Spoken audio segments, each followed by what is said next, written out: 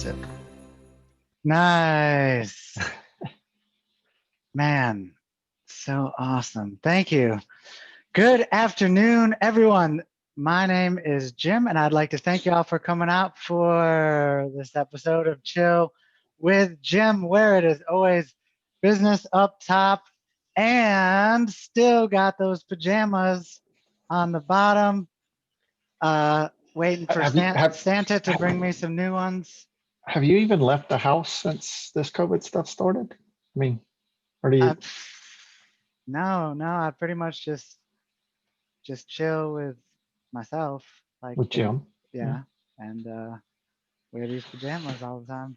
yeah, cool. Yep. So, I am your host, Jim McCarthy, and I am the client advocate for Strix, Louisiana.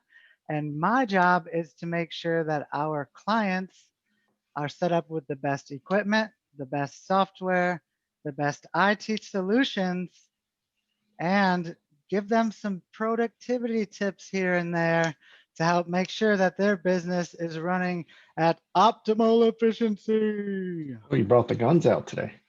Yeah, you probably couldn't see him. Shirt doesn't show him well. So we also have David DeArmond with us. Hey, everybody, I am David DeArmond. I am owner of Strix LA. Thank you all for being here today. All right. And at just a little bit about Strix, Louisiana, we believe that there is always a better, simpler, more secure way to do just about everything in this world. And so what that means to us is that means that we are constantly searching and adapting our processes to make sure that we have the best solution in place.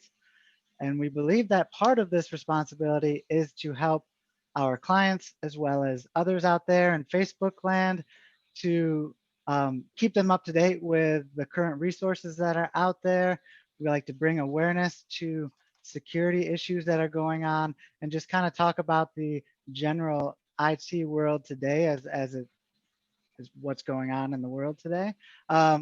Besides that, we like to throw in some special guests here and there, and then we like to do some productivity um, philosophies, ideas. David, what would you call what I guess just like tips and tricks and um, well, I don't know. I don't that's not know. as cool as philosophies and ideas. Philosophies. Yeah. Uh, so that's what we're doing today. Actually, we're if you think about the upcoming holidays, they're always going to be really busy.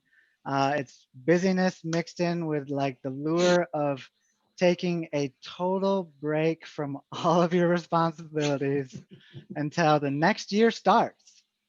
Uh, this time of the year to me kind of feels like that last few weeks of senior year in high school when you're like, I already did like everything I need to do to get my grades to where they need to be. I could just pretty much not go to class for the next 2 weeks and coast on through, like I think some people get into that mindset where it's like, well, we got Christmas and New Year's coming up. So I think I'm just going to step away for a little bit. I'm gonna check out. I'm going to check out for a little bit. Um, you finished up a lot of your projects and you think the new projects are probably still going to be there next year. So why not just coast? But what we're going to do at Strix today is we're going to, instead of that, we're going to encourage you to focus on finishing this year out strong. And by strong, I mean completing as much as you can before the new year starts. That's personally, business life, this is just a good time of the year to really kind of do that last minute push. You see those sprinters or those runners, maybe it's that, you know, 10-mile run and they've been doing it, but you see that last 50 meters, they are gunning it. So, what better way to end the new year than, with like bases loaded, home run hit, bottom of the ninth, knock it out of the park. So that's what we're going to be talking about today. Some tips, some philosophies, ideas, tricks, whatever you want to call them, to staying productive during the holiday times. And I'd like to ask everyone that's out there, Facebook, as well as all of our participants here through the Zoom, is if you do want to participate anytime, you can unmute yourself.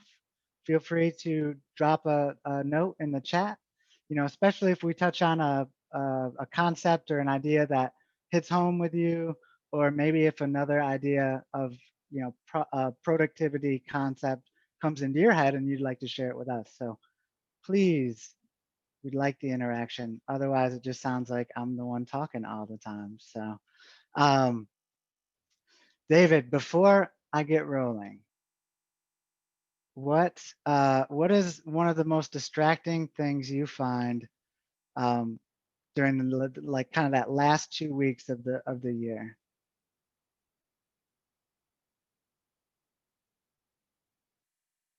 Oh, you're on mute. Unmute. All right, there we go. You've got the last minute Christmas shopping. That usually gets me. Although this year, I think I've done a much better job. So I'm pretty much done with Christmas shopping already. But that usually gets me. And you start looking for, well, what do you want to get this person and that person? And then you get going on to Amazon and there's all this cool stuff and you're gone. So that's a big one for me. Yeah, I can relate to that too. So if anybody out there has anything that's a big distraction for them and they want to drop it in the chat, we can circle back around. For me, I think a big distraction is just the kind of usually the running around, maybe not so much this year, but like trying to see everybody, trying to see every family member. Usually I'm traveling back home and I want to see this friend. So now I'm scheduling every little nook and cranny of my visit back home to see everyone, and gets gets too much. So here's some tips to helping us stay productive during the holidays.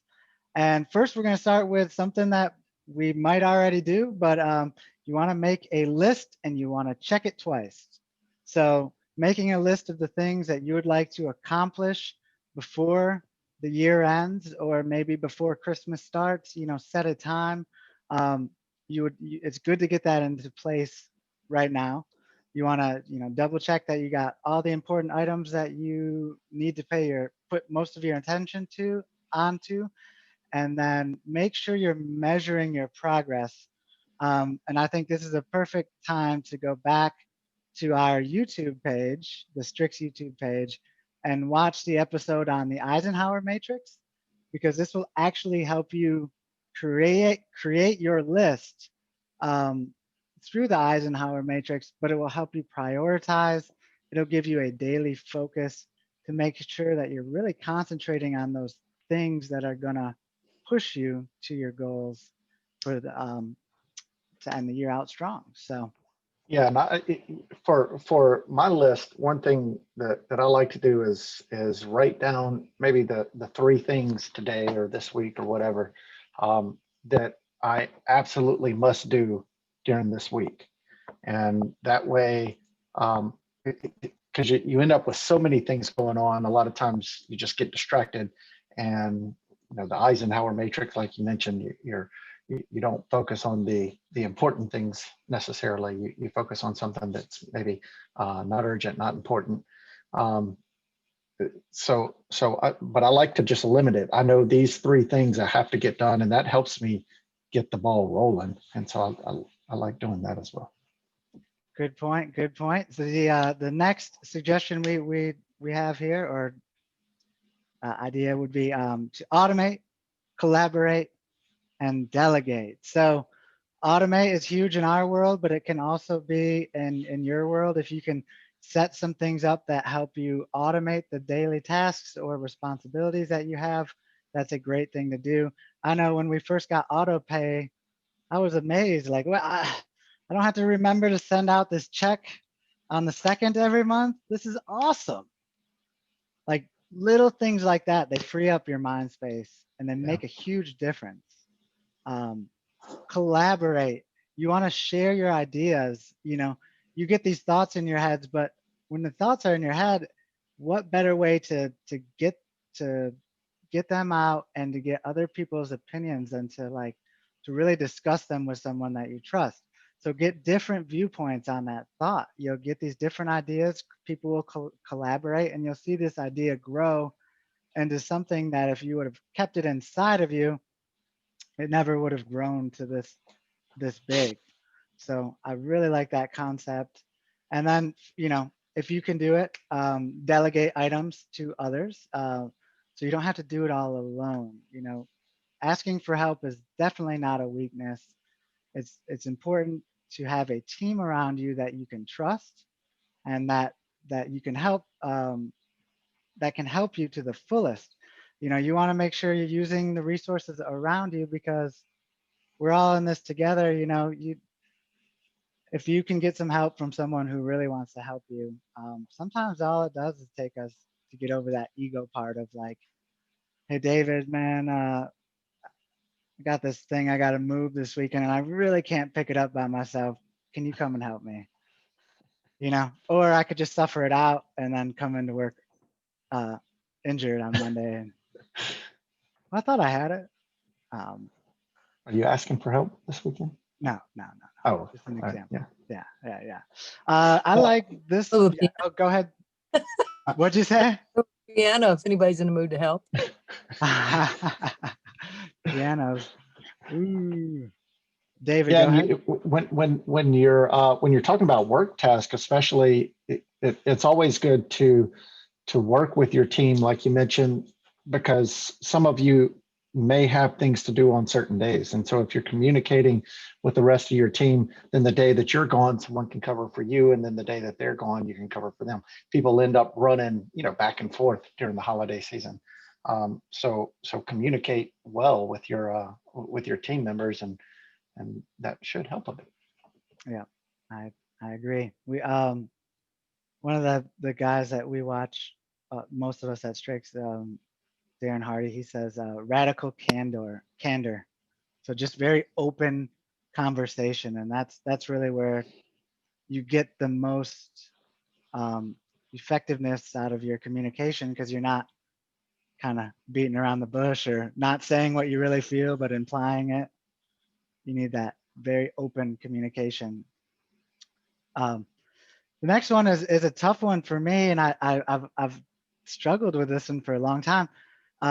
It's just to cut down on indecisiveness. It says you've got this. Your first thought is usually going to be the one you should go with. You're already crunched for time in the holiday season, so double guessing yourself won't help anyone. And yeah, you're crunched for time, and you have a lot more decisions. That's that really applies to those presents that you want to get, right? Because that's what takes so long when you're getting presents for people. I don't want to. I don't. Is it this? Don't want to get. Yeah. That indecisiveness, and then you spend a lot longer, and you probably could have just got the first thing that popped up, and they would have been perfectly happy.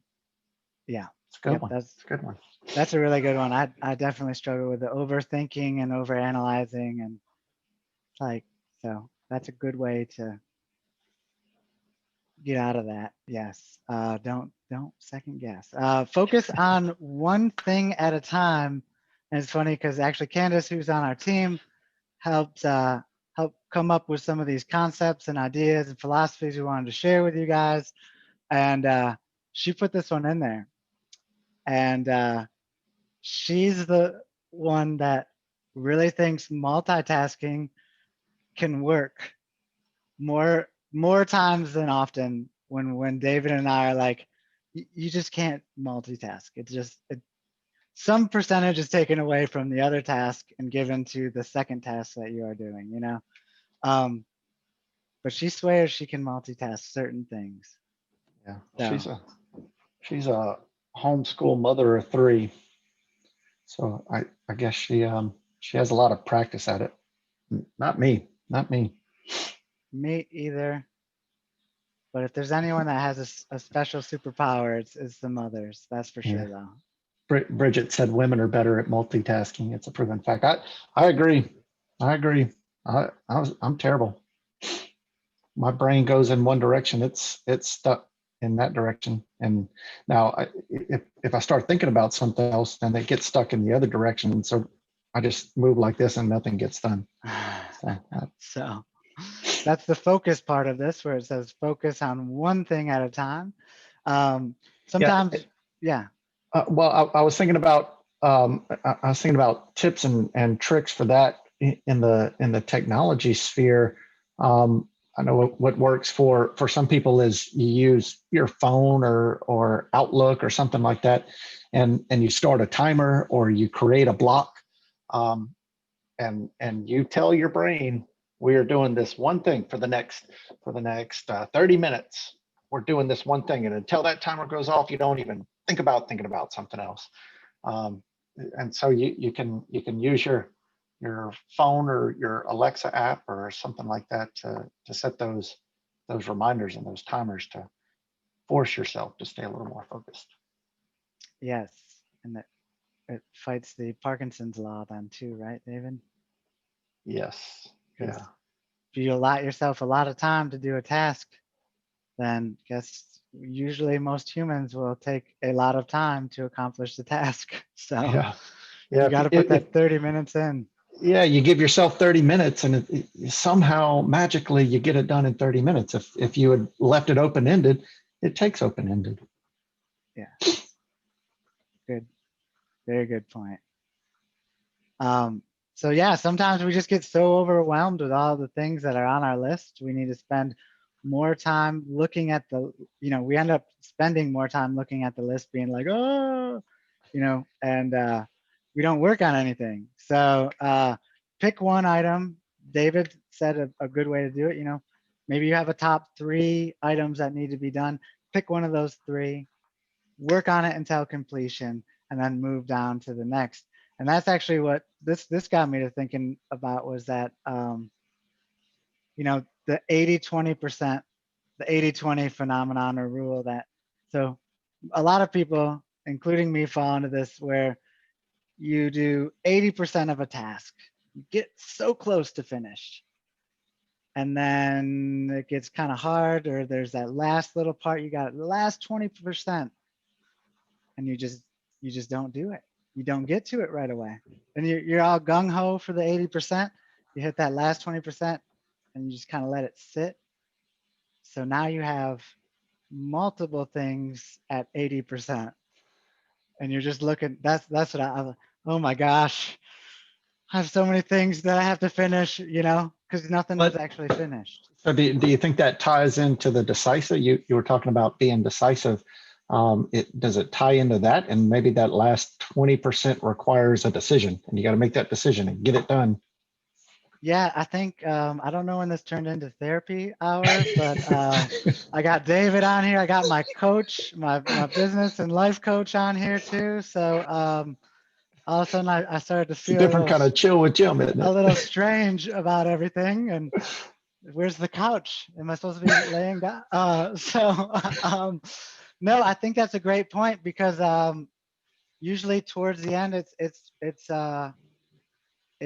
is like that, where it's like putting the final decision, the final answers in, the final solution in place before you leave, before it's done. Or it could be like these Christmas gifts that I'm sending to Spain, where it was like I got about 80% of the way through, but I left the 20% to be the hardest stuff, which is like writing letters and talking about your feelings. It's hard for me it's easy for me to talk about my feelings. It's hard for me to write them down in a way that someone else would understand. So now I left myself the hardest 20%. Like I did all the good, fun and easy stuff, wrapping paper and putting name tags. And then I was like, oh, you just do the cards at the end. You'll fly through it. 2.5 hours later, still writing cards. So that's eat the frog first. Yeah, right. Cami just chimed in the chat to said eat the frog first. That's a good point. And set the timer, she also said Yeah. earlier too. Yeah. And I guess for those of you that may be wondering, what are you talking about eating the frog? It basically means you do the thing that you really don't want to do first, and you get that out of the way, and then the rest of your day, especially if you're structuring your day time wise, because a lot of people, they're a little bit more focused or fresh in the brain in the morning. Take a shot of coffee, feeling sharp, get that frog done, eat that frog, do the thing that you don't want to do, get it done, knock it out, and the rest of the day you get to wrap, do the wrapping paper and all that stuff. Yeah. Yep. So good. You, Great you point. know, that's interesting. I do think though you have to mix it up a little bit. I know for me, I generally do the eat the frog first, and it's I'm going to take care of that first. But some days, like you're looking at that frog, you're like, I don't want to eat that frog. That frog, that's nasty. I don't want to touch that. And so sometimes I'll take a few easy wins. I know I'm having trouble getting some momentum going, so I'm going to take a few easy wins. There's a piece of chocolate. I can eat that chocolate. And here's a donut. I can eat a donut. And you at least get moving, and then at some point you're like, okay, I got some momentum. Now I can go after this frog. My body won't even know. Now I'm done. Great advice. Yeah, that's really good. I know just getting those little wins in early can make a big difference in your mood or how you feel for the day. So we talk about for the holidays, one thing we can do is we can easily lose our routines, and this will create really havoc with what we're doing with our productivity. So I know it feels great to be able to wear fuzzy socks, drink cocoa, watch Christmas movies all day, but we still have some responsibilities we need to handle on a daily basis. And really the best thing you can do is you can kind of keep yourself at least on schedule with those daily things that make up your routine typically. So keep those fresh. That'd be an interesting statistic. I wonder if people are watching more holiday movies this year because they're like working from home. And so you turn on that holiday, it's just going to play in the background. I won't watch it. I'm going to work, but it's my favorite movie. Oh, that. I could see it. I tried watching Moneyball and working one time. I don't know if you watched Moneyball. I've seen part of it. Yeah, I enjoy that movie, and so I thought I could turn that on and work, and I watched the whole movie. I didn't get anything done. Yeah, no, I can't. And I tried to listen to a book and work at the same time, and no. Usually what happens, I just don't hear any of the words that are coming out of the book. What are the, so another suggestion, schedule some worry time. So if you're a worrier and you know that you're gonna worry at some point, you might as well schedule it. So be honest with yourself and allot a time for you to worry, or kind of just like vent that out of your system. Take a personal day. We get really stressful during the holidays with all the duties and tasks and responsibilities we have to others. So taking a day off is for ourselves is totally fine. All right, Kimmy. I don't know if you can come on here, but I need an explanation of delegate your worry. That sounds interesting to me.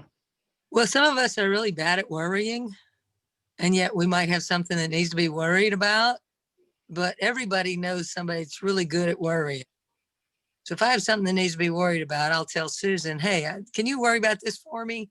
So then forget about it because I know it's being worried about. I know I'm bad at it. And, she'll call every once in a while and go, hey, how's that going? I'm like, oh, thanks for worrying about it. Well, I'm doing good. That's good. That's a new one. I haven't heard that one. Wow, that's a great one. Yeah, thank you for sharing. Let's see what else. We got some more chat coming in. I'm just reading these as I come in. David, Yeah, let's see. yeah. This one's from Bridget. She said that she hasn't been able to take her personal time this year, so she's been taking an hour or two off every day to help with those dragging afternoons. Yeah, so if you know, number one, that you've got some shopping to do or you've got some errands to run, and of course those always pick up at holiday time, and you know you're not going to be productive in the afternoon anyway. Take a couple of hours off at the end of the day to go do those errands, and that takes your mind off of it earlier in the day. It makes the rest of your day more productive because you know you don't have to worry about it. You don't have to worry about getting off of work and then trying to beat the crowd or anything like that. You've got a couple of hours. You're taking off at 2 or 3 o'clock today, and you can go take care of it. That's good. Thank you, Bridget. Yep. Very good, very good. Like, and this comes into the next point too, which is don't overlook yourself. You know, it's all the holidays become a lot about just giving and kindness and family to others. But if you run yourself ragged with all of that, what ends up happening is you won't really fully enjoy the time you're spending with them because you'll be tired, because you'll be kind of stressed out or out of the moment thinking about something else, or you weren't productive with your last 2 days. So now you have all these things that you're like, oh, I should have done that and should have done that. That's when you really don't enjoy the time with the people you're with because you're stuck in your thoughts. So you lose that holiday cheer because you're really not participating at all. So balance is really key here. Have you ever had one of those years, Jim? You kind of talked about it before, where you're trying to get to everybody. Have you ever had one of those years where it's Christmas Eve or Christmas Day, and you've got to hit 4 different places during the day, and so you show up and like you're just watching your watch, and it's Yeah. I've only got 30 minutes, and you never even engage with the family that you went to go visit because you're thinking about hopping in the car and going to the next place. Yeah. Yeah. Or you have an hour with 5 or 6 people in the room. So the conversation's so shallow because you don't have a lot of time. I would get home and be like, I know I just talked to a lot of people, but it feels like I didn't actually like have real meaningful conversations with them. But it's just because I was boom, boom, boom, boom, rush, rush, rush. Haven't seen grandma in 3 years, and finally see her, and I spent about 10 minutes with her. Yeah. Don't do that. Not to grandma. Not to grandma. And then the last one just says, well, one of the last ones for this section talks about just taking less meetings. Sometimes a well-written email is just as productive as a 2-hour meeting. So sometimes it's not always best to meet in person or over Zoom or videos or on the call. And then what also helps, we've found from, I think we discussed it in past ones as well, have an agenda for that meeting. This really helps keep you on target. So that's a good thing to help kind of balance out so you don't get stuck on the LSU defense for 50 minutes and then spend 10 minutes on. Yep. You don't have to worry about that this year. LSU doesn't have a defense this year. So that's everybody talks about right now. So let's just use it as an example because everybody's talking about Thanks for bringing that up, though.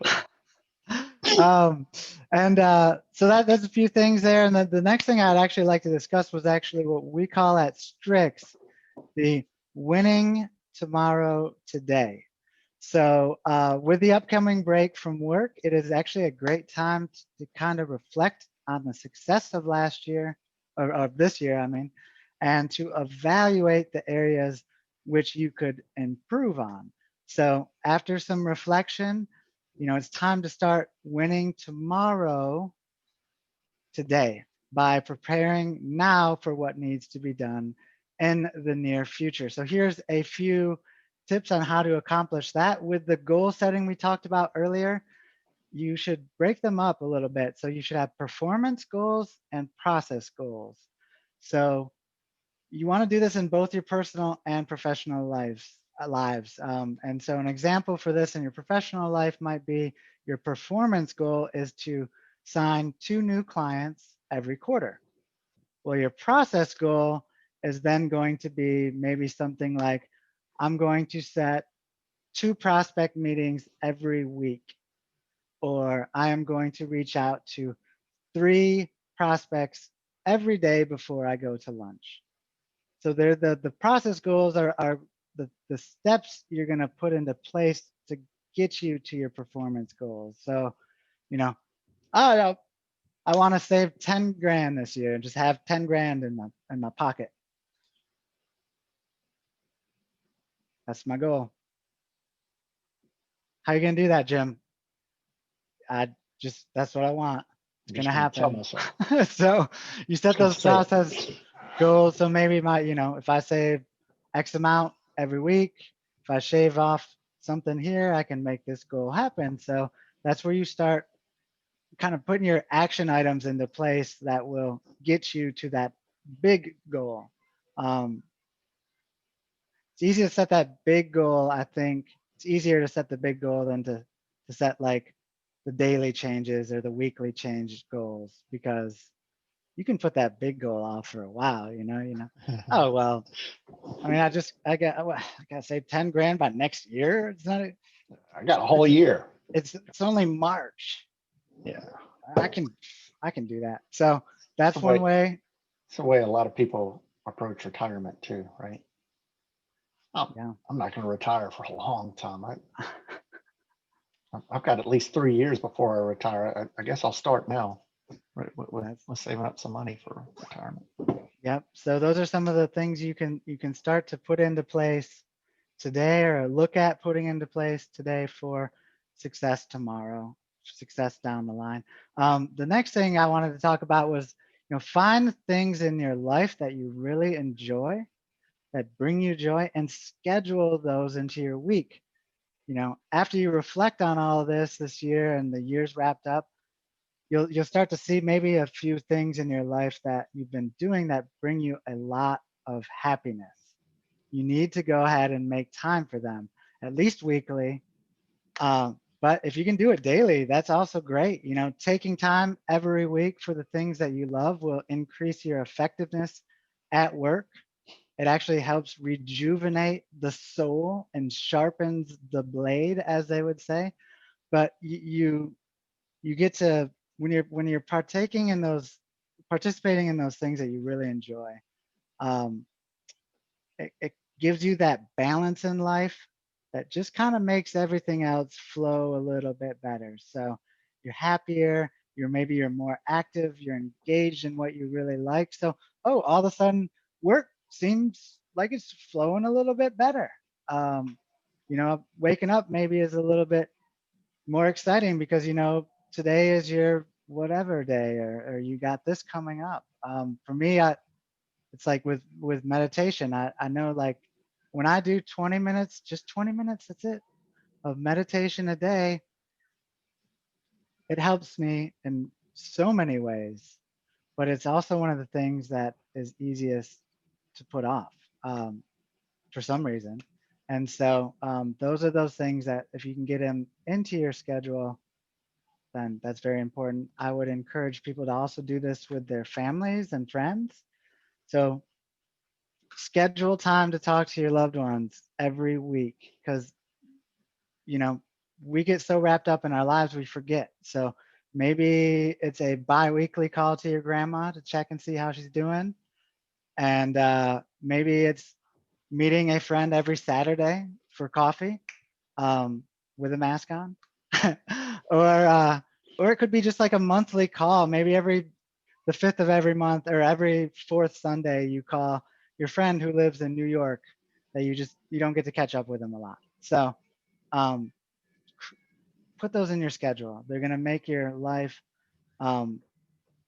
your future is going to be better because of the things that you put in place right now, including your relationships. That's going to just improve your overall health. So I think that's great. last thing I had was a budget.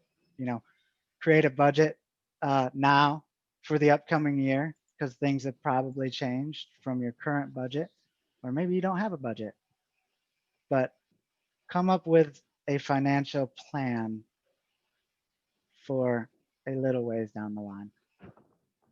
I'm not going to tell you numbers.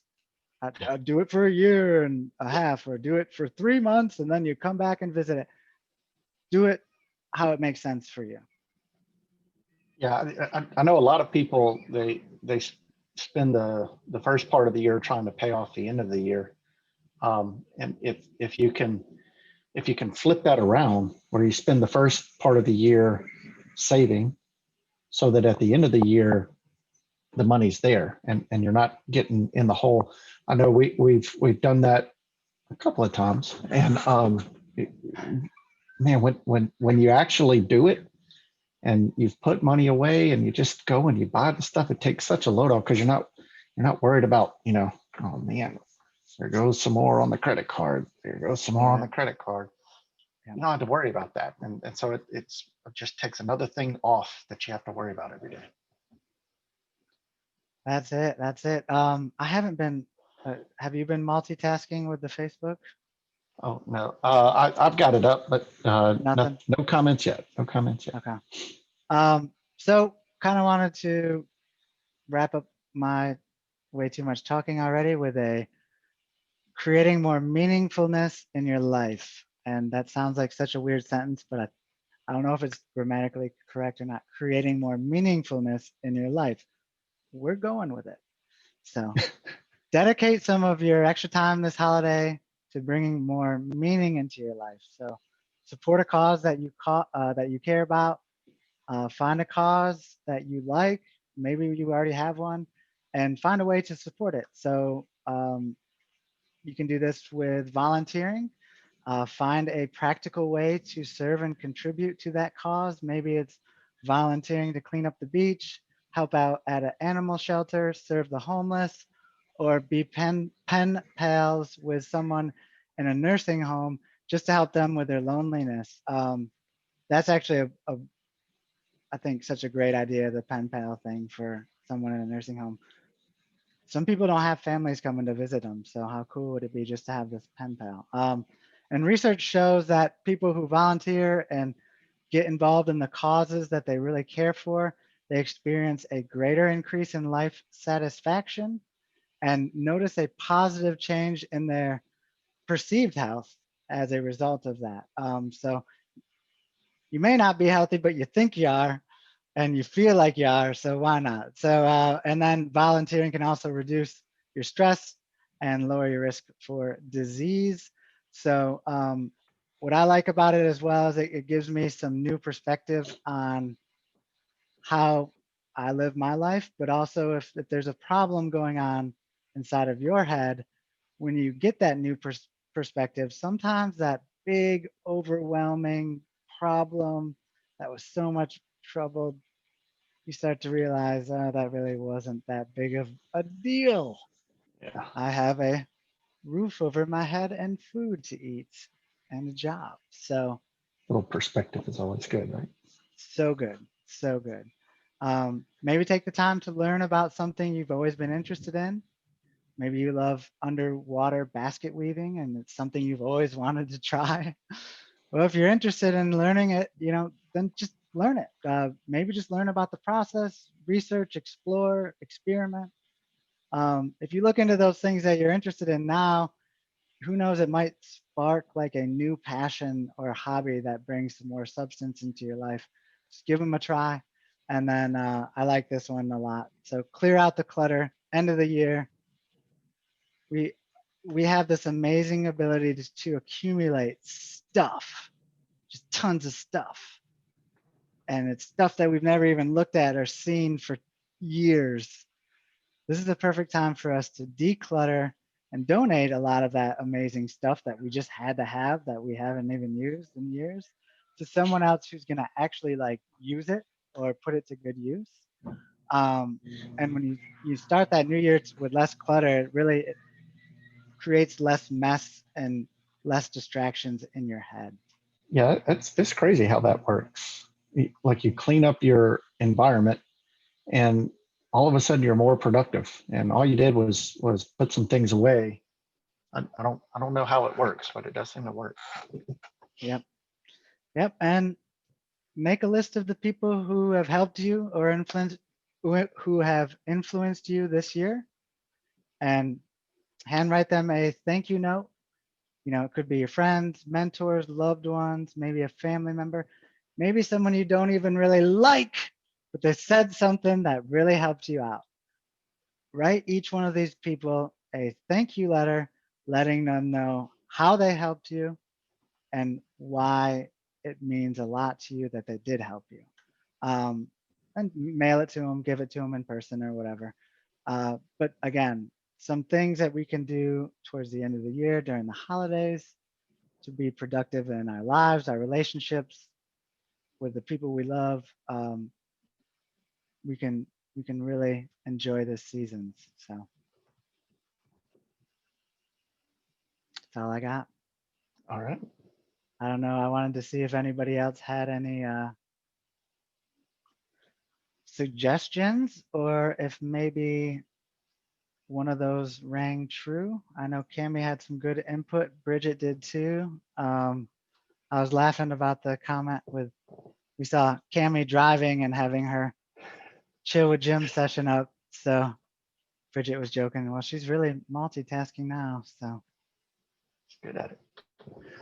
She said women are better at it, you know. I think Cami just wanted to prove it to us. Let me show you. Let me show you. Yeah, and if you're having maybe a little bit of trouble focusing with social media popping up, you know, those elves do some crazy things. The elves on the shelves all across the nation here, and you see on Facebook all the crazy things that elves do, and you get stuck looking at that. Or there are some apps out there. There's one called Antisocial, and that's something you can put on your phone, on your computer, and it will help. You can create hours in your day, or maybe a timer or whatever, and it will block social media. It will block certain websites that you might get distracted by, and that can really help you focus during a time of more distraction. So that's Antisocial. I haven't used it, so I can't speak to how easy it is to work with or anything like that. But look it up, and there are other apps out there that are similar. So that might David help as well. doesn't need an app to be antisocial.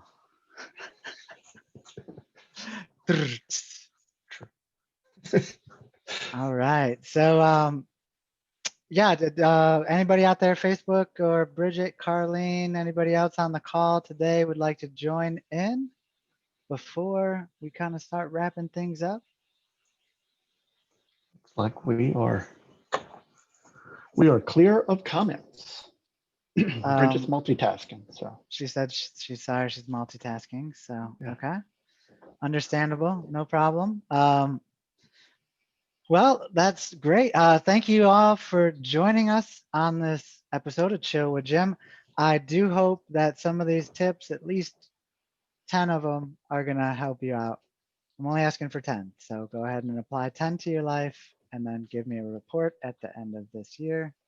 well, and as we found out recently, we do have pop quizzes.